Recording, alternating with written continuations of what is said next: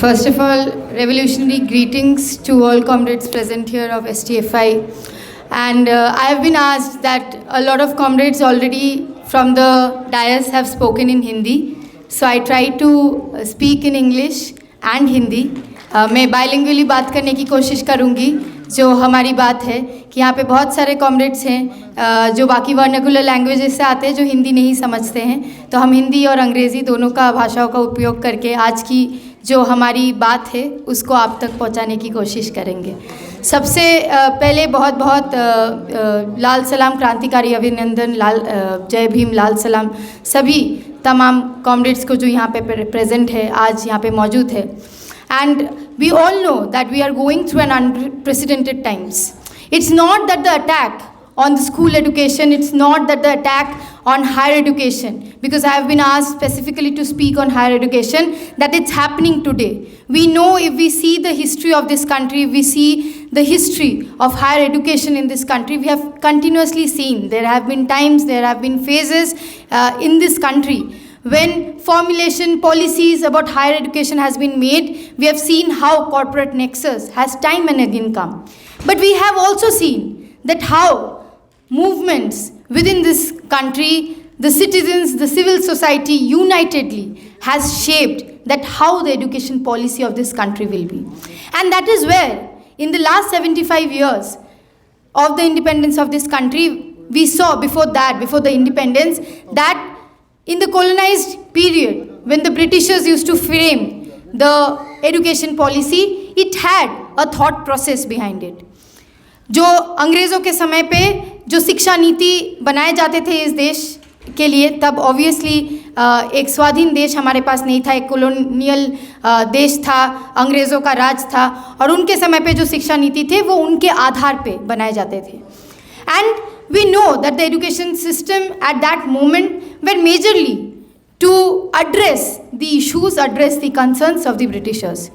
But when India got independence in 1947, what was very clear from the constitution, what was very clear from the agenda of this country, that we need to have an inclusive education policy. We need to have an education policy to uplift the majority of the citizens of this country, and so that education can reach to the very last person in this country.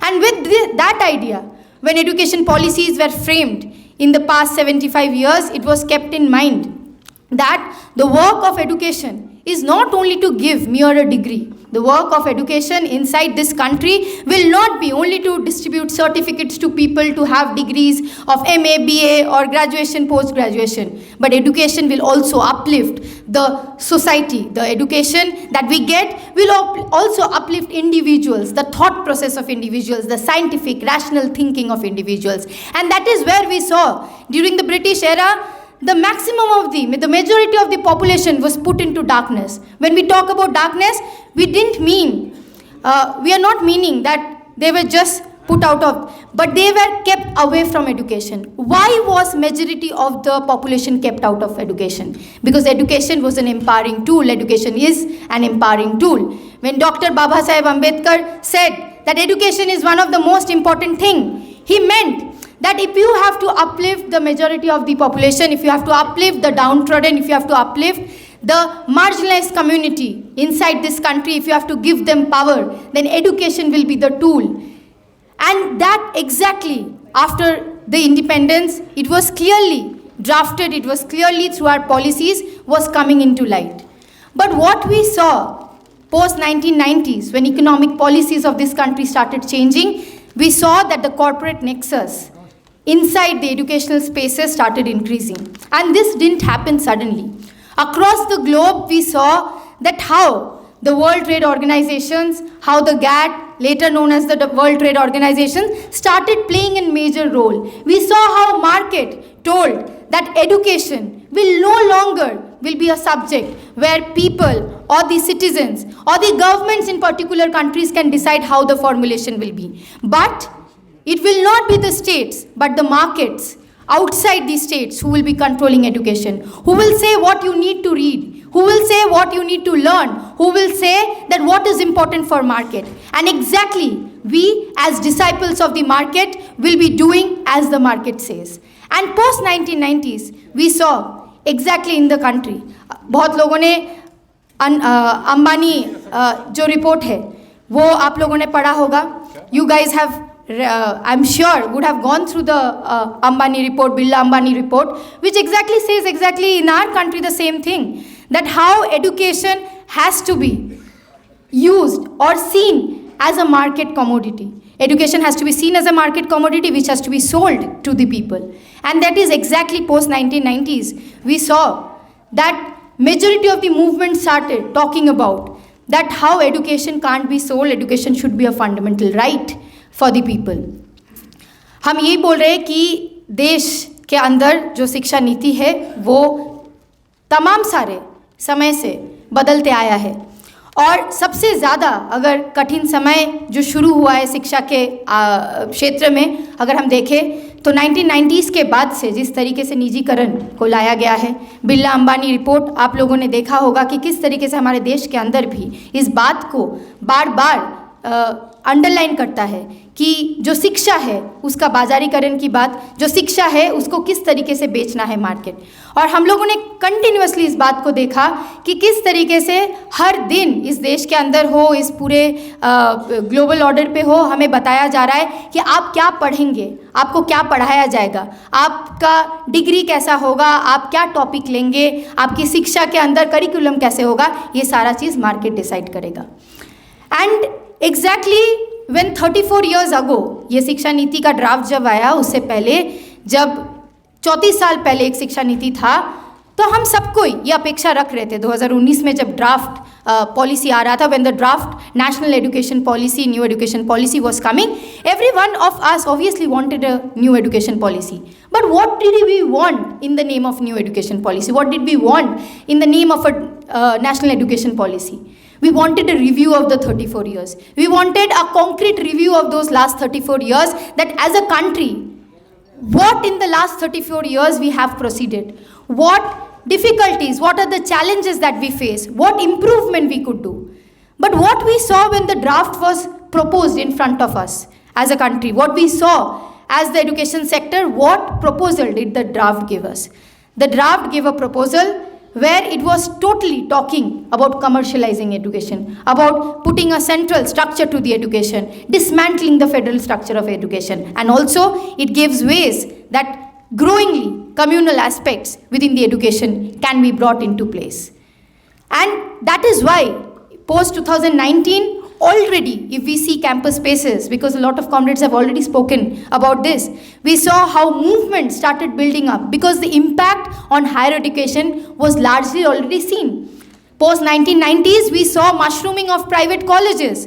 NOC has been given to private colleges without even thinking of the quality of education. More and more private institutes coming up, no control on the quality of education. Why was this happening? Because the central idea of governments was that education has to be seen and controlled by the market. The central idea of governments was that education has to be seen as a profit motive, profit making space. Where when we go for education, when people go for getting degrees, that has to be channelized to the market. And why so?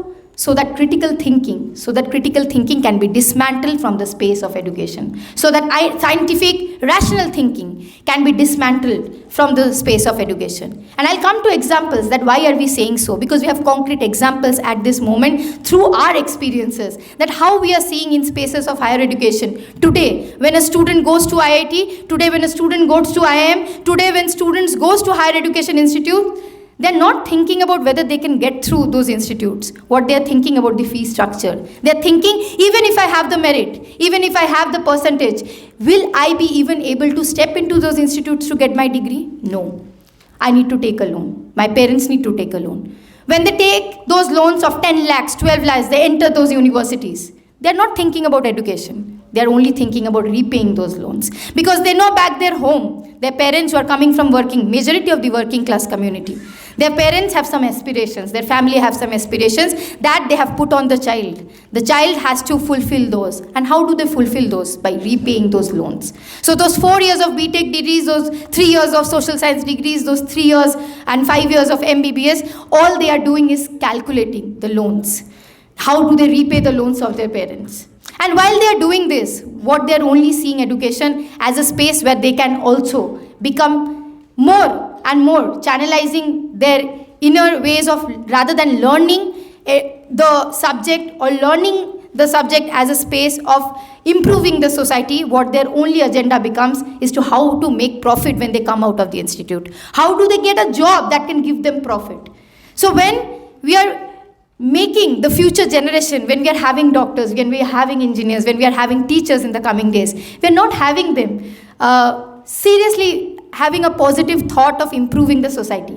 एक time पे ऐसा हुआ करता था, शिक्षा जब हमें मिलती थी तो हम इस बात को सोचते थे कि एक डॉक्टर बन रहे, एक इंजीनियर बन रहे, एक टीचर बन रहे, कोई भी क्षेत्र में जा रहा हो, कोई प्रोफेशनल डिग्री ले रहा है तो वो समाज के लिए काम करेगा. सिर्फ जॉब एक पार्ट होता है. Education, one aspect of education is we get jobs to make a living out of it. That is one aspect.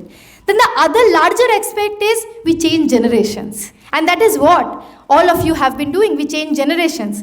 क्योंकि आज हमारे सामने वो टीचर्स नहीं होते, आज हमारे सामने वो एम्प्लॉयज़ नहीं होते, तो शायद हम बहुत सारे लोग इस इंस्टीट्यूट से हम लोग पढ़ नहीं पाते. और उस इम्पोर्टेंस को हम समझते हैं कि our teachers have played an important role in our lives of changing our thought processes.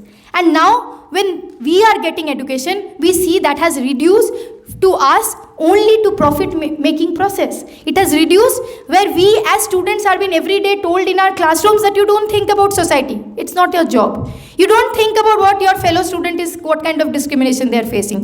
Don't think about the next door girl who is not able to come to school or colleges. Don't think about the dropouts. You just think about yourself. You just think about how you are going to repay the loans. You just think about how you are going to get the job, so that you don't talk about the problems inside this country.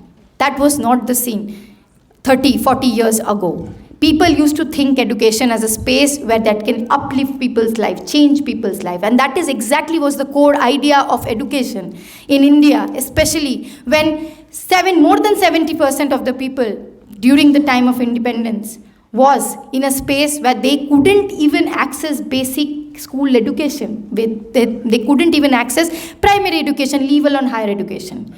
Post 1960s, we saw that how even stress was made on higher education, how more and more people started coming into higher education.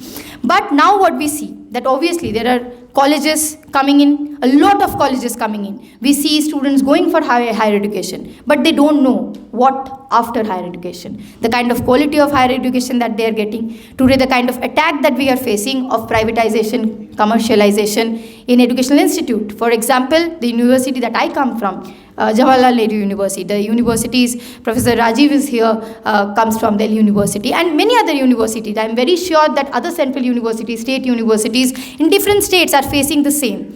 That we are continuously being told that if you need quality education, you need to pay more. So this idea that quality education has a total linkage with money, it has total linkage with finance, is continuously being seeped in through everyday understanding of us. And we are being told that if you want particular infrastructure inside your university, if you want labs in your university, if you want Wi-Fi in your university, you need to pay more. But what has been not told is that access to quality public education can only happen through the intervention of the state. It can only happen through governments understanding that how progressive and rational and scientific quality education and public education has to be. At this moment, the NEP clearly says that how education is no more the responsibility or the task of the government. It can be left alone to some NGOs, it can be left alone to some self-help groups, and exactly how comrades were saying that in school education, how it has been told that if there are 30 students, you don't need to think about schools, you just merge the school. What about that girl, what about that student who is walking 2 kilometers, 3 kilometers to reach the school, and the distance now increases to maybe 10, 15 kilometers? Do we still think that in a country like India, that education is still kept at a par like this? No. In a country where education is only a space where people only send people for educating because they can only get profit out of it. We need to make people more aware what is the importance of education. We need to have free, equitable, accessible, inclusive education. Because unless and until we bring people at par, how do we expect them to go towards education? Because we have seen this all throughout.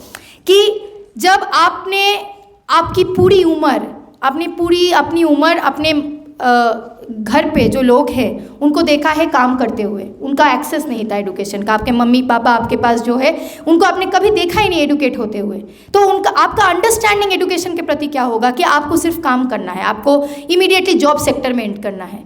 Education वो important space हमारे ज़िंदगी में नहीं रखता है, उसको अगर रखवाना है, उसका इम्पोर्टेंस समझाना है तो वो उसका सरकार का इंटरवेंशन बहुत ज़रूरी होगा, जहाँ पे सरकार उसको वैसा इंक्लूसिव बनाए कि कोई भी एजुकेशन के प्रति आकर्षित होके आए। पहले उसको उस तरीके से बनाना है। और उसके लिए क्या पॉजिटिव इंटरवेंशंस था, what were the positive interventions through movements that were build across these 75 years? Mid day meal schemes, to give text books, to give accesses of digital medium of education in classes. We saw recently during the pandemic time what happened when the government just suddenly one day came and told that we will have digital mode of education. Now the teachers were like in a shock that what is this going to happen? What is digital mode of education? Where are the access? Where is the infrastructure? We still know that those schools which float away in floods in Assam, in Bihar, when floods are happening, schools के छत नहीं होते हैं, schools बह जाते हैं, एक छत के नीचे 5 स्टूडेंट्स को शिक्षक पढ़ाते हैं। आप उन स्कूल्स के बारे में सोचिए जहाँ पे कोई इंफ्रास्ट्रक्चर नहीं है, फिर भी वहाँ पे शिक्षक जाके हर दिन इस बात को इंश्योर करते हैं कि अगर 5 स्टूडेंट्स को भी पढ़ाएंगे तो पढ़ाएंगे, 5 जिंदगी को बदलना है हमें। और जब ये हालात है तब वो सरकार बेरहमी के तरह एक पैंडेमिक के बीच में आके बोल देता है कि आप डिजिटल मोड ऑफ एजुकेशन में, because we are progressing towards digital India. What was the idea of digital India for a student who is not getting midday meal, who can't go back to their home and say their parents that they are hungry, even if they say they don't know how their parents will bring food for them or rice to their plates in midst of the pandemic? That was the condition. When teachers were hopeless, clueless, they didn't know that how will they face the class tomorrow, because it was a pandemic, schools were shut, they didn't know how to reach out to students. And what we saw, that so many students drop out of education. What we started seeing among the women girls, what we started seeing, more and more of domestic pressure, more and more of kind of like domestic discrimination, violence happening to them, and so many unreported. So many unreported because the teachers couldn't reach out to them, because the teachers didn't have a medium to reach out to them. Neither the students had a medium to come to school to reach out to their teachers and tell कि I am facing such problems, how can I address. And ये जो 2-2.5 साल schools बंद रहे, हमारी जो preliminary thinking है, हमारी जो अंडरस्टैंडिंग है वो समाज के प्रति हो, एक दूसरे के प्रति हो, ये हम अपनी स्कूल से सीखते हैं, हम अपनी स्पेसेस सीखते हैं। Exactly that happened with higher education when 2 years of college campuses were closed. When we come to these university spaces, we don't come here only for degrees, we learn with each other. Because when I did my school education, I was in Bengal. What I learnt about the other state was all through my textbooks, was all through my understanding through internet or some medium. But when I came to JNU, when I came to DU, I learned those through my lived experiences. The student who was from the Northeast sitting beside me told me that how Northeast states are. And that is where I started first interacting with a student from the Northeast, and my shape about that place, my idea about those places, my idea about students coming from Kerala, my idea about students coming from Bihar changed. Because there are some stereotypical notions that are made by the society. Those stereotypes were broken in our classrooms. Those stereotypes about how students from the marginalized communities were broken in the classroom. And those 2 years of mine or any other student, college-going student, was taken away because of the pandemic. But what was the alternative that the government could give? Nothing. The government just came and brushed away the idea that you need to go for digital education. We didn't know how we will get laptops. We didn't know how we will get Wi-Fi connections. At this moment in this country, more than 60% people don't have digital infrastructure. In houses, we know, I have a sister, I remember still that initially she was in DU, she just passed out, and I will tell you from many of the experiences that we had one laptop and she didn't have a laptop. She had to do her classes, and I had my research work. We shared the laptop. She did her classes in the morning, I did my work in the evening. We couldn't. Many of the families would have far more worse situations where they couldn't even afford a phone, a smartphone at those times of pandemic to carry on the classes. So for months they were out of classes. They didn't know, the teachers in our universities didn't know where the students are, whether they are doing okay, what has happened during the pandemic, and we were clueless that what is happening. And in all these, what was bizarre was the propaganda that the government was trying to put in. No alternative schemes, no alternative schemes to tell how to address the problems during the pandemic, no kind of scholarship to tell that you can go and buy laptops, you can afford some kind of digital infrastructure. And through the NEP, now that we see what they are trying to do and why did they decide to do it in a pandemic is very clear. I don't think so I need to explain that this government has been hell-bent on destroying the federal structure of this country. The government is hell-bent on destroying the democratic processes and spaces of this country, because they very well knew in 2019 when they were trying to introduce NEP in a way that campus spaces are opposing this, teachers are opposing this, employees are opposing this, students are opposing this. And students were down on the streets, teachers along with the employees, they were on the streets in thousands in number inside this national capital also to tell this government that if you try to, you dare to do so, we will be standing there taking your bullets. We don't fear, because education is an important part of us, and today where we stand here, it's just because of education that we get this strength to speak up.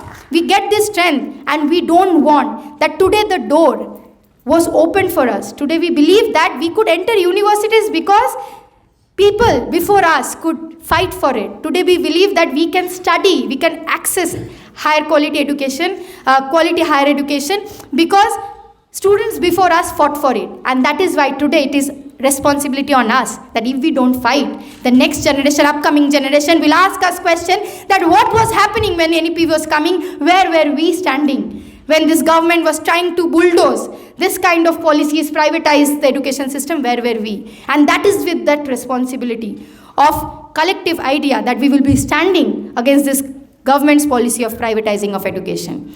The other major aspects that higher education at this moment is facing that I will be just putting light on is the central university entrance test, which is, I think so all of us are aware, is going to bring a drastic problem. Already the problems have started happening. Entrances of the undergraduate programs are happening across the country, and all of you have seen through the news that how the NTA, the National Testing Agency, has failed to conduct examination. And the complaint today against the National Testing Agency is not for the first time. From the last few years, the government have slowly started giving up National Testing Agency certain examinations like the NEET, the JEE, the UGC exams and all.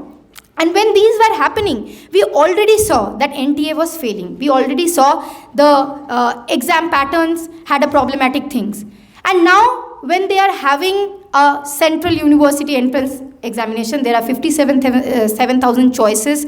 We are being told there is no concrete data. We don't know how so many students have missed their admit cards because the admit cards came in the morning and they were asked to shift examination centers. So this is a chaos happening. But who is at the receiving end of this chaos? Is the Prime Minister at the receiving end of the chaos? Is the government at the receiving end of the chaos? No. The students are. Their future is. And nobody bothers.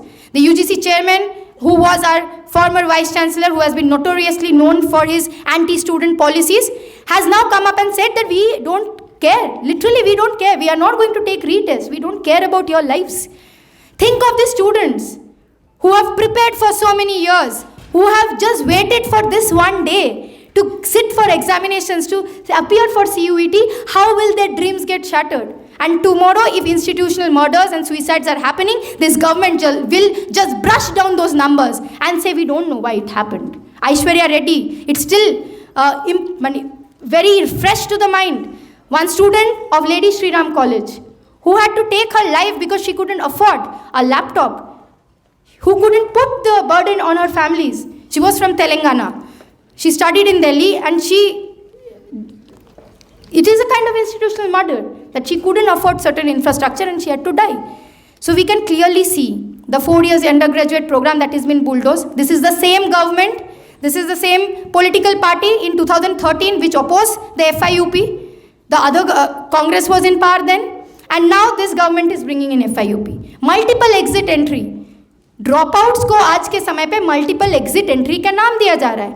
आपको बोला जा रहा है कि आप पहले साल पढ़ेंगे, you will study in the first year, so you can take a diploma course. In the second year, if you are studying, then you can take one more certificate. If you study third year, you can take a bachelor's degree, and if you study 4 years total, you will get an honors. Now you tell me, in a country where we talk and interact with maximum of the students, even 3 years becomes difficult for them to continue in an education space because they are not getting scholarship. How will it be feasible for them to continue for 1 more year? 1 more year. And what is the option they are giving? That if you are doing political science, if you are doing English, if you are doing sciences, physics, study for 1 year, take the diploma course and go. You tell me, many of us who are students of whatever disciplines we are, एक साल में हम क्या English सीख लेंगे? एक साल में हम क्या साहित्य सीख लेंगे? एक साल में हम क्या फिजिक्स केमिस्ट्री सीख लेंगे कि हम जाके बाहर जॉब में काम कर पाए? It's exactly the model that they are saying. We shouldn't be happy about the US model of education where students are having to work along with education. We shouldn't be proud of something like this.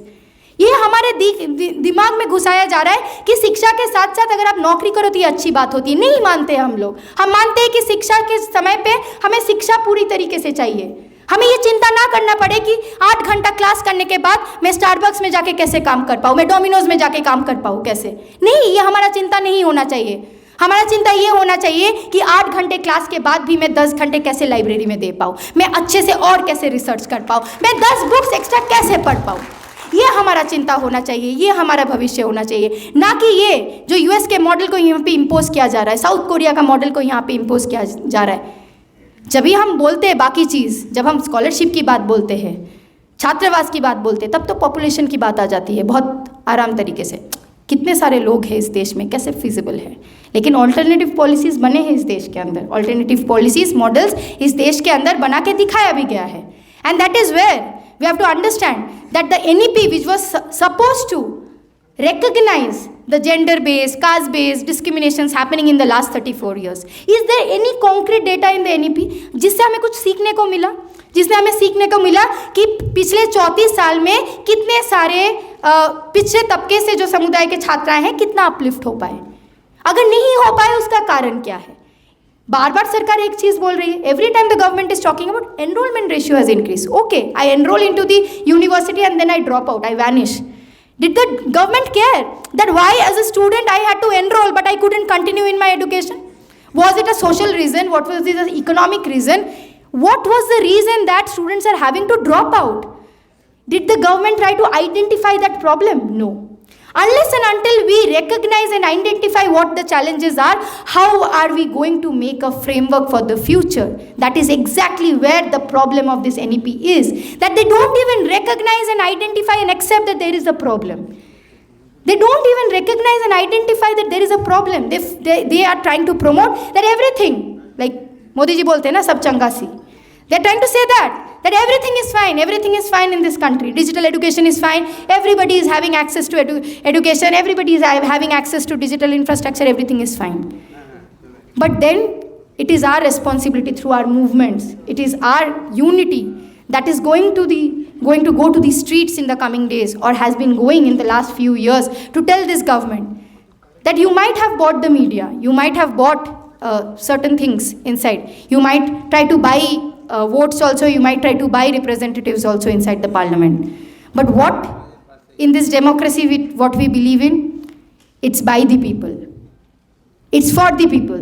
And that's why when we believe in that, we will come down to the streets and undo all the anti-people policies that you are trying to bring into the parliament. And that is what the people of this country believe in, that in case this government, how it is going on, it is trying to privatize education, all of us, the teachers, the professors, in higher education, in employees, our staff, everyone, students, we will come together. Because today this fight is not only of the teachers separately, or the students separately, or the employees separately.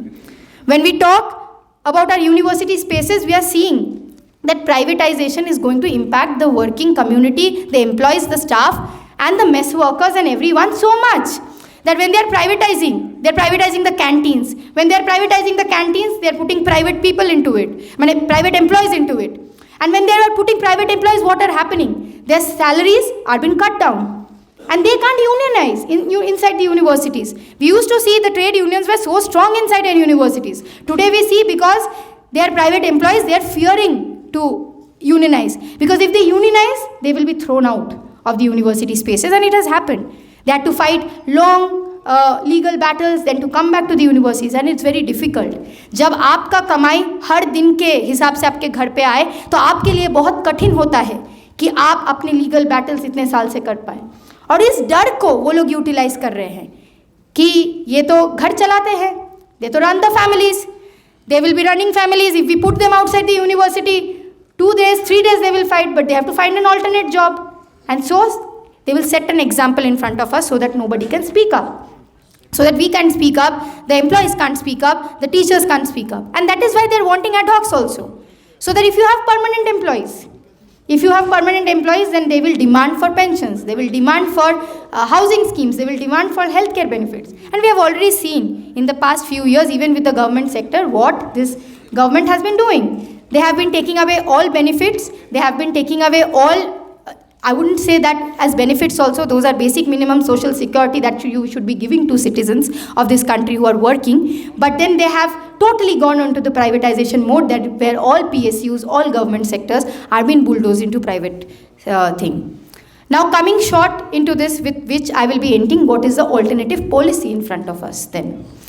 That we are seeing in higher education spaces, when continuously NEP's onslaught is happening, we have fought this out. We have fought this out on the streets. We have seen in 2019 when 100%, more than 100% fee hike was imposed in our university, we could channelize a broader movement in the name of safe public education. Because in 2019 when the attack happened in JNU, we knew very well that the fee hike is not only about JNU, it's just an experiment. It's just an experiment to see whether if this works in a central university, then it will work everywhere.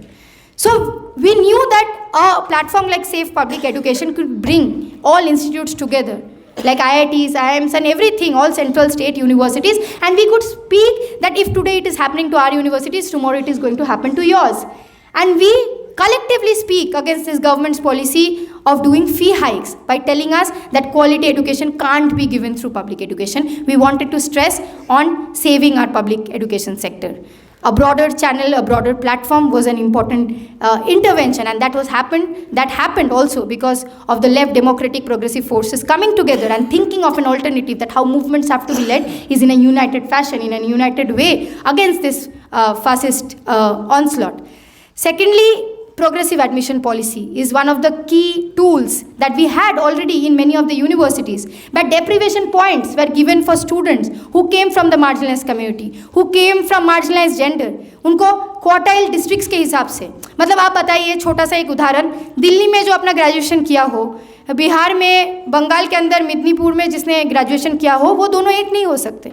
Madhya Pradesh के अंदर जो किया हो, गोंद में जो करके आया हो, उसका ग्रेजुएशन का डिग्री और दिल्ली में जो DU से पढ़ के आया उसका ग्रेजुएशन डिग्री, आप बताइए क्या सेम हो सकता है? उसका जो सोसाइटल अंडरस्टैंडिंग, जो उसको शिक्षा का इंफ्रास्ट्रक्चर मिला है, क्या वो एक हो सकता है?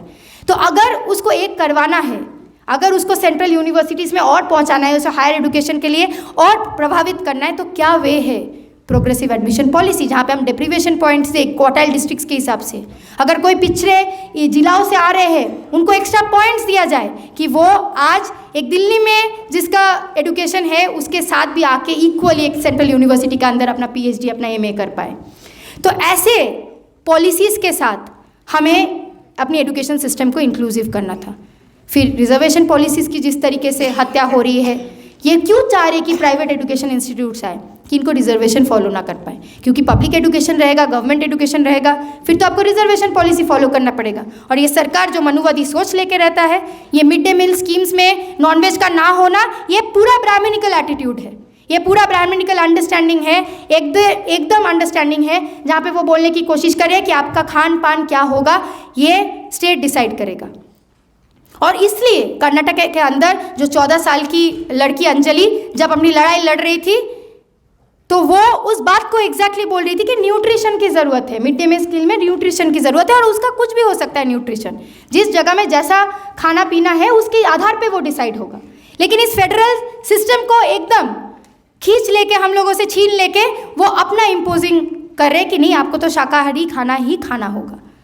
आपका फूड स्ट्रक्चर को हम नहीं मानते हैं, आपकी फूड चॉइसेस को हम नहीं मानते हैं।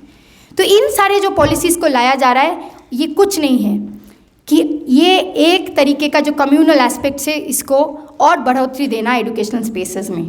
और इस बात को हमें क्लियर नहीं समझना पड़ेगा कि इस सरकार का, आरएसएस का, बीजेपी का क्लियर अंडरस्टैंडिंग है कि एजुकेशन को अगर ये लोग हड़प नहीं सकते तो आने वाला जनरेशन को ये लोग कब्जा नहीं कर पाएंगे। और इसीलिए स्कूल एजुकेशन हो, हायर एजुकेशन हो, they want to just hijack school education and higher education because they know that education is the only tool with which you can change or mold minds. And if you have to capture the next generation, you have to capture education, and that is where this is one of the most important sector where we have to resist. Because we are seeing the continuous onslaught that they are trying to capture our educational spaces. They are trying to put in their cadres into our teaching spaces. They are trying to put in their cadres in our college professors. Why? So that they work as agents of RSS. They work as agents of Hindutva. Their work is not of that of imparting education to us. No. If we are thinking that, then we are in a wrong dilemma. Their idea is to grow the Hindutva culture in our classroom, to bring in the RSS's politics inside the classroom, to bring in divide and venom among the caste, creed, language, diversity that we celebrate today inside this country. And that is exactly, as students, as employees, as teachers, as professors, as every one part of this education system, we have to come together and resist that we celebrate this diversity that we have in this country. We celebrate the diversity of education that we celebrate in this country and the federal structure of education, where we can have a national curriculum, obviously.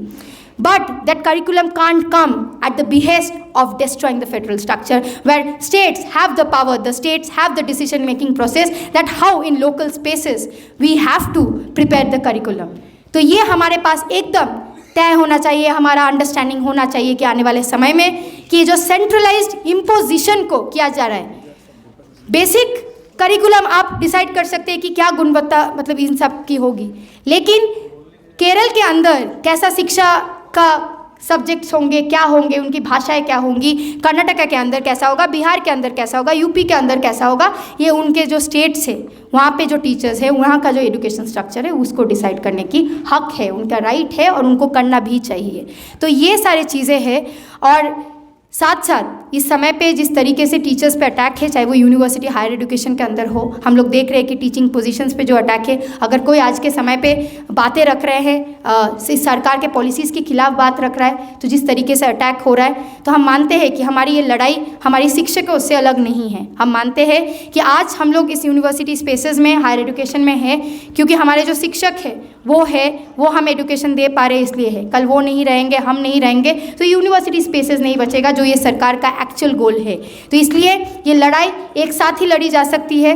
और हमारा पूरा आशा है students federation of India के तरफ से, यहाँ से JNU students union की तरफ से आप सभी को बहुत बहुत सॉलिडारिटी एक्सटेंड करते हुए कि जो लड़ाई आप लोग लड़ रहे हैं, हम लोग लड़ रहे हैं, ये लड़ाई हमारी अकेले की लड़ाई नहीं है, ये लड़ाई हम लोग एक साथ लड़ेंगे। और ये निश्चित है कि जिस तरीके से ये सरकार कोशिश कर रहा है कि हमारी जो एकता है इसको तोड़ा जाए, इस एकता को तो वो तोड़ नहीं पाएंगे, ये निश्चित है।